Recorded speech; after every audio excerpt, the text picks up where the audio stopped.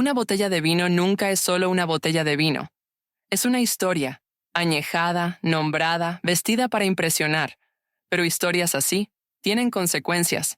Un nombre que se susurra demasiado cerca. Una etiqueta que guiña más de la cuenta. Una uva que cruza fronteras sin pedir permiso. Porque aquí, el terroir es propiedad intelectual. La fama es moneda. Y esa etiqueta tan bonita puede ser motivo de demanda.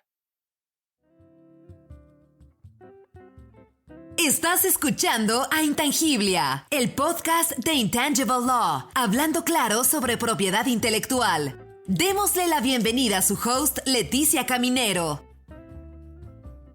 Bienvenidos de nuevo a Intangiblia, el podcast donde las ideas fermentan, las marcas viajan y la creatividad siempre está en la etiqueta. Yo soy Leticia Caminero, su host. Y yo soy Artemisa, tu co-host digital, optimizada para el sabor y decantada con data. Antes de servir este episodio, un aviso rápido. Esta entrega fue creada con el apoyo de herramientas de inteligencia artificial. Sí, incluyendo estas voces tan animadas que están escuchando. Sin filtros, sin sulfitos y sin pedir permiso. Primera parada, Barcelona. Una pequeña cadena de tapas llamada Champanillo, que literalmente significa champañita, fue la chispa que desató una explosión legal. A pesar de que solo servía cava y cervezas, su nombre y logo llamaron la atención del Comité Champagne. Y ahí mismo llegó la demanda. En 2021, el Tribunal de Justicia de la Unión Europea dictaminó que aunque no vendían champán, el nombre Champanillo evocaba el prestigio del champán. Y eso basta para violar la protección de la indicación geográfica. Según el tribunal, si la gente asocia el nombre con champán, ya es una infracción. Así que Champanillo tuvo que retirarse del menú. Una prueba más de que champán no es solo una bebida, es una marca de lujo blindada por ley. Y agárrate de esa cerveza. En 2023, las aduanas belgas confiscaron y destruyeron 2.352 latas de Miller High Life, autoproclamada la champagne de las cervezas. ¿Motivo? El mismo. El Comité Champagne sacó su arsenal de protección GI y no dejó una burbuja viva. Moraleja. Ni un eslogan de 120 años sobrevive cruzando fronteras si toca una denominación protegida. Ahora una historia de burbujas, burocracia y límites marcarios. En 2021, Croacia intentó registrar Prošek, un vino dulce tradicional dálmata con siglos de historia. Pero Italia no lo tomó con dulzura. Estaban que echaban humo. Italia argumentó que Prošek sonaba demasiado parecido a Prosecco, su preciada indicación geográfica espumosa. No importó que uno fuera tranquilo y el otro burbujeante. El parecido, según ellos, era demasiado efervescente.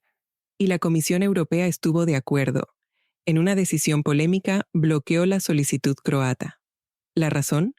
Incluso la posibilidad de confusión fue suficiente para congelar siglos de tradición. Pero no era solo cuestión de orgullo. Era cuestión de cifras. Prosecco genera más de $1.200 millones en exportaciones cada año. Eso no es vino. Eso es poder de negociación. Y mientras Italia defendía sus burbujas en Bruselas, otro pleito Prosecco se cocinaba en el sur del planeta. Los viticultores australianos cultivan uvas Prosecco desde los 90, mucho antes de que la UE registrara ese nombre como GI en 2009. Para Australia, Prosecco es una uva. Para la UE es tierra sagrada. Y en 2023 estalló el drama. El acuerdo comercial entre la Unión Europea y Australia se estancó, por una sola palabra: Prosecco. La Unión Europea exigió que Australia dejara de usar el nombre. Australia dijo que no, y lo calificó como una emboscada comercial, disfrazada de tradición. Y la tensión se globalizó. En Singapur, el consorcio italiano ganó un juicio que prohibió la venta de Prosecco australiano. Argumentaron que Prosecco es un lugar, no una planta. ¿El dilema de fondo? Una pregunta tan simple como poderosa. ¿Un nombre de vino representa lo que contiene o de dónde viene? La Unión Europea dice lugar. Australia dice planta. ¿Y el consumidor? Dividido. Algunos buscan historia en la etiqueta. Otros solo quieren su copa fría y sin drama. Aún así, no todo está perdido. Puede que el acuerdo comercial no esté descorchado, pero todavía queda vino por servir. A veces hasta las añadas más tercas suavizan con tiempo. Seguimos en Bordeaux, en la dirección más famosa de la zona, Château Petrus. En 2023 llevaron a un negociante francés a los tribunales por vender un vino más barato, llamado Petrus Lambertini. Discreción, cero. Hasta el diseño de la etiqueta parecía un homenaje descarado al Petrus original, uno de los vinos más caros del mundo, con botellas que rondan entre $3,000 y $6,000. El tribunal dictaminó que era branding parasitario, una jugada para aprovecharse del prestigio de Petrus sin pagarle ni un centavo. Resultado, cambio de nombre obligatorio y multa de 1,2 millones de euros, o sea, unos 1,3 millones de dólares. Vino de lujo con defensa legal premium. Eso fue un cease and desist, con denominación de origen. Y ahora cruzamos el Atlántico, Ohio. Una bodega local lanzó un vino tinto dulce llamado Lluvia Púrpura, pero la herencia de Prince no se quedó callada. Pidieron cancelar la marca registrada, alegando que infringía la identidad del ícono pop. ¿Y la defensa de la bodega? Prince ni bebía. Creativa, pero no muy convincente. El caso se resolvió de forma privada, pero dejó claro algo: una marca no es solo industria. Si tu nombre se parece al de una leyenda cultural, prepárate para recibir una carta legal o una demanda. Ahora nos vamos a China, donde Chateau Lafite Rothschild ganó un caso gigantesco en 2023. Una red de falsificadores había distribuido miles de botellas falsas de Lafite en 1963 supermercados. Las etiquetas, los corchos, los certificados, todo falso. El tribunal ordenó una indemnización de más de 79 millones de yuanes, o sea, unos 11 millones de dólares. Una de las compensaciones más grandes por PI en la historia del vino. Estás escuchando a Intangiblia, el podcast de Intangible Law, hablando claro sobre propiedad intelectual. Y en 2025, un turista en Vietnam vio una botella de Rioja que le pareció sospechosa. Ese detalle llevó a la operación internacional Epígrafe, liderada por Europol. El operativo abarcó España, China y Vietnam. Se incautaron 17 marcas falsas de Rioja y se desmanteló una red sofisticada de falsificación. Estas historias demuestran que el fraude vinícola es un crimen real y que las indicaciones geográficas no son simbólicas. Se defienden con leyes, con jueces y con redadas internacionales. En 2020, Oregon se fue de frente contra Copper Cane Wines del productor Joe Wagner. Su marca Elwan usaba uvas de Oregon, pero el vino se embotellaba en Napa, California. Y la etiqueta decía Purely Oregon, Always Coastal. Suena romántico, pero violaba la ley de vinos de Oregon, que exige que si el vino lleva una haba de Oregon, debe ser embotellado en el estado. Copper Cane aceptó cambiar las etiquetas, pero los consumidores presentaron una demanda colectiva argumentando que el marketing era engañoso y dañaba la reputación del vino de Oregon. La idea es clara. Si la etiqueta dice un lugar, ese lugar debe reflejar todo el proceso, no solo de dónde salió la uva. Terminamos con un caso que no tiene que ver con etiquetas, sino con corchos sintéticos para ser exacta. Esos tapones plásticos o biobasados diseñados para controlar el oxígeno que entra. 2 compañías dominaban este terreno, Nomacork y Amcor. Nomacork desarrolló corchos de múltiples capas con tasas ajustables de transmisión de oxígeno. Amcor apostó por materiales sostenibles y tecnología de extrusión. Ambas registraron docenas de patentes, desde la porosidad del material hasta espumas derivadas de la caña de azúcar y moldes de alta precisión. Pero en vez de irse a los tribunales con sangre y vino tinto, jugaron al ajedrez, licencias cruzadas, oposiciones ante la Oficina Europea de Patentes y mucho control estratégico. Y eso cambió el mercado. Hoy los corchos sintéticos son normales en vinos de gama media. y además ayudan a la sostenibilidad. En este caso, las patentes no se oxidaron, maduraron con elegancia. Después de tanta historia de nombres robados, etiquetas peleadas y burbujas con abogados, tal vez te estés preguntando qué es exactamente lo que se protege aquí. Vamos a darle un último giro a la copa y observar bien los términos legales que flotan en el fondo. Porque no todas las etiquetas se defienden igual. Algunas son personales, otras colectivas, y otras tan territoriales que provocan guerras comerciales. Empecemos por lo básico, la marca registrada. Es tu nombre comercial, tu logo, tu carta de presentación en el anaquel. Puede ser algo atrevido como Purple Rain, nostálgico como Petrus Lambertini o minimalista como Canto.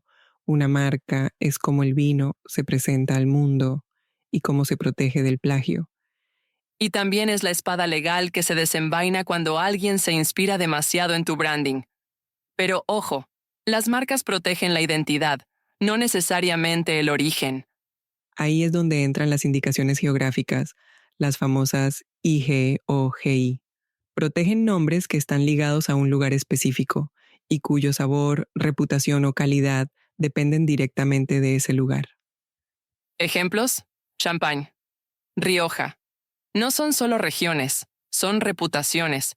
Cuando tomas un vino con indicaciones geográficas, estás tomando su historia, el suelo, la técnica, la cultura. Ahora, ¿cómo se hacen cumplir esas indicaciones geográficas?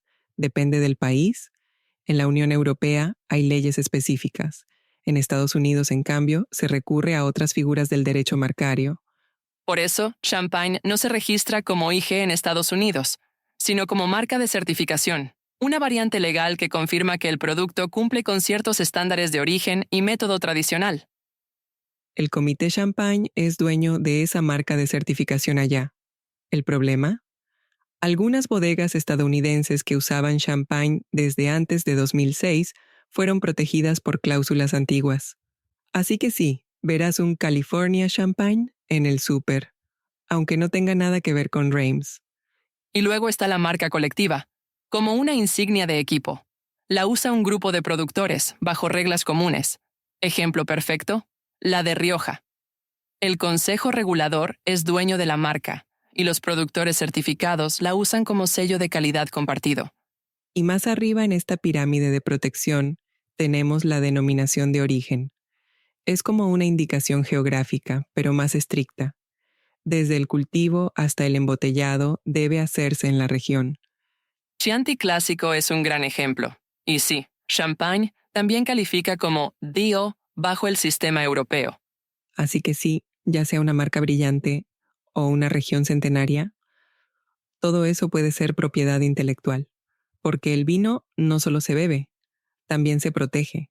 Porque en el vino las palabras son legado, y el legado es propiedad intelectual. Igual que una gran botella, estas protecciones maduran con el tiempo y viajan lejos. Hablan por la tierra, por la gente, por el arte y a veces por el juez.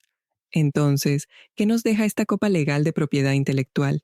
Aquí van 5 lecciones, sin filtrar. 1. El origen importa, ya sea Champagne, Rioja u Oregon. Los nombres en la etiqueta dicen más que el mapa. Son identidades legales. 2. Los parecidos cuestan. Desde Petrus Lambertini hasta Purple Rain, un nombre creativo te puede salir caro. 3. El fraude no tiene frontera. Los casos de Lafite y Rioja nos enseñan que la falsificación de vino no es casual, es crimen organizado. 4. El empaque también es PI. Las patentes sobre corchos sintéticos muestran que hasta el cierre del vino puede ser innovación protegida. 5. El vino es cultura, pero también es comercio. Cada decisión legal afecta exportaciones, reputación y la confianza del consumidor. Y con eso cerramos este episodio. Si te gustó este viaje por las etiquetas conflictivas y los pleitos con aroma a barrica, compártelo, deja tu reseña y cuéntanos qué historia quisieras que destapemos en el próximo episodio. Porque ya sea una demanda o una copa de Rioja, lo que hay dentro de la botella es solo la mitad del cuento. Yo soy Leticia Caminero. Y yo soy Artemisa, fermentada digitalmente y con denominación de origen pixelada. Hasta la próxima. Protege tu copa. Gracias por escuchar a Intangiblia, el podcast de Intangible Law, hablando claro sobre propiedad intelectual. ¿Te gustó lo que hablamos hoy? Por favor, compártelo con tu red. ¿Quieres aprender más sobre la propiedad intelectual? Suscríbete ahora en tu reproductor de podcast favorito. Síguenos en Instagram, Facebook, LinkedIn y Twitter. Visita nuestro sitio web www.intangiblia.com. Derecho de autor Leticia Caminero 2020. Todos los derechos reservados. Este podcast se proporciona solo con fines informativos y no debe considerarse como un consejo u opinión legal.